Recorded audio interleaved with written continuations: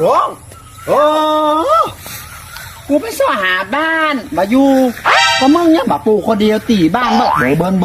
เพราะมาลกของเปิ่นอยู่จะไปเดือน3-4 ต้นน้องมันมือฮ้อนมันปลูกอย่างมาขึ้นก็หนาซ่อนน้องอย่างมาห่อนมาก่อนกูเอาตังค์มาจ่ายมึงอ่ะยืมมือ500มาไปจัดหน้าคนเนี้ยไปหายกันเลยมันไปใจจะได้ป้อหนา500อ่ะก็บาจ่ายจะได้กูนี่เหรียญหยังนี่ก็ได้5อันนี้เหรอ100 5 100กูยืมมึงวันนั้น500กันนัดหายกันจบข่าวมาเองก็กูมาโจยกูเนอะกูจ่ายหมดละเปิ่นถึงว่าโคนบักเดียวปัดที่ยืนนี่ปัดท่อเอามาคืนนี่ไปตู้ประหยัดไปป๊อปปุ๊ดตื่นแหมโมสาวคอเฮเตอร์เอามาเปิด100ไปเห็นว่า500